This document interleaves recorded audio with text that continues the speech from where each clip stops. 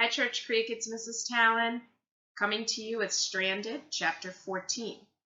On Chapter 13, we left off with Vanessa and Buzz going out to look for Jane and Carter, who had gone to look for water and ran into some trouble. Let's see what happens next.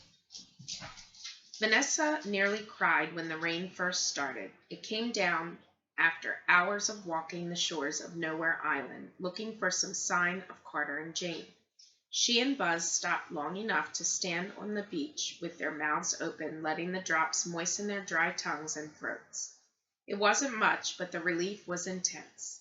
Soon they were up in the woods, where the rain had started to gather on the thick foliage. It was Buzz's idea, something he'd seen on one of his shows. If someone had told her a month earlier that she was going to be licking plants for water, Vanessa would have thought they were crazy. Now the only thing that was crazy was how good it felt to lap up a tiny bit of moisture from a waxy green leaf in the middle of the jungle. Still, the good feelings didn't last long. As darkness set in, there was no choice but to head back to the boat. They'd missed their chance for Lookout Point, too. Even if they could get through the jungle at night, they wouldn't be able to see anything until morning. "We'll go first thing," Vanessa said. "We'll find them, Buzz, I promise." Buzz only nodded.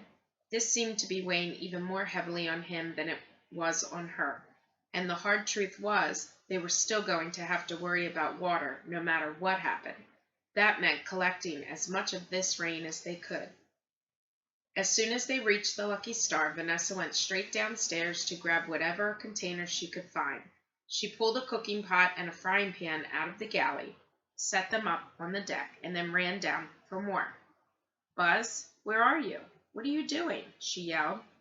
There was no knowing how long this rain would last.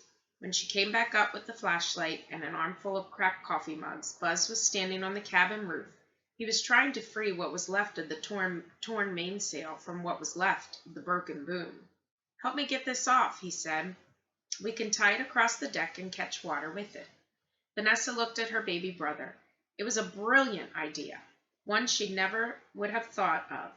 She set down the mugs and jumped up next to him. They worked as quickly as they could, untying the lengths of cord and cutting through knots with a steak knife from down below. By the time they'd freed up the sail, they had an enormous parachute-sized piece of material to work with. "Over here," Buzz said. "Quick!" Following his lead, Vanessa helped stretch the sail across the back of the boat. They tied it to the rail on two sides and to the captain's wheel in the cockpit.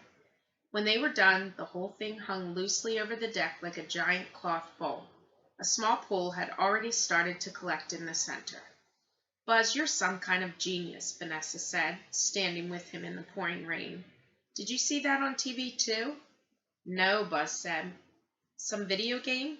Buzz shook his head. "It was just something I thought of," he said. It seemed like he didn't want to talk about it. Vanessa felt pretty sure that he was already back to thinking about Carter and Jane, back to worrying too.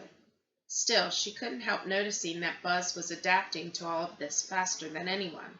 Maybe he was going to surprise them all before it was over. In fact, he already had. Jane shivered in the dark as the rain poured down on their little sandbar. It didn't matter if the tide had gone out now or not. Without any moonlight or even starlight to navigate by, there was no way to leave. The darkness was complete here, like the definition of pitch black.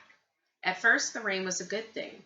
They'd lain flat on their backs, catching what they could in their mouths and some of the jars they brought.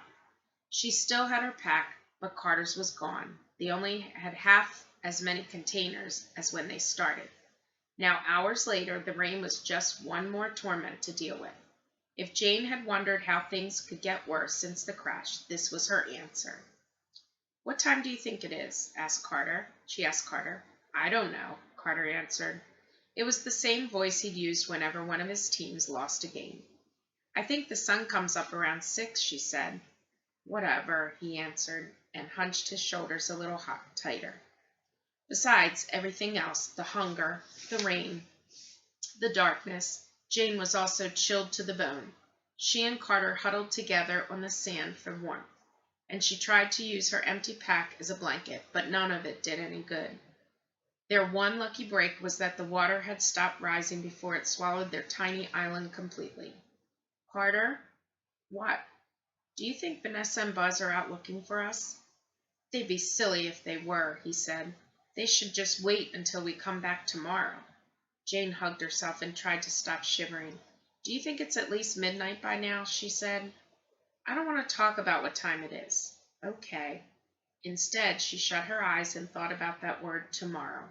Hopefully the sun would come up extra early in the morning. She imagined it rising over the cliffs and shining warmly down on her face. Then slowly the image faded and another one took its place. She saw her mother and Eric now. They were standing on the front porch of the house, waving at her to run up the sidewalk and come inside. That part was the darkest of all, thinking about home. Their kitchen full of food, her warm bed, her friends, all of it was 5,000 impossible miles away. Even getting a hug from her mother right now would have been like winning some kind of big prize. But still, Jane was determined not to cry. Not to in front of Carter, at least. Not until he saw the sun again. Then she could do whatever she wanted, and she told herself. In the meantime, she just had to hang on. Buzz took the first watch that night. He let Vanessa get some sleep and stood on the deck in his raincoat, watching the dark beach. He kept the flashlight, too. He pointed it upshore and clicked the button on, off, on, off, on, off. Every minute or so, he repeated the pattern. The beam didn't reach far, but it was something Carter and Jane could follow if they were trying to get back this way. It was also something Buzz could do. He had a terrible, helpless feeling in his gut, wondering where they'd gone. It kept reminding him of what Jane had said that morning. I think we should stick together. Now he wished more than anything that he'd listened. They all should have. Maybe Jane was the littlest, but she was probably the smartest one in the group, because right now, letting those two go off by themselves felt like the silliest mistake they could have possibly made. And that's the end of chapter 14. Hopefully, next chapter, they'll find each other again. We'll have to wait and see. Until next time, Church Creek, be well.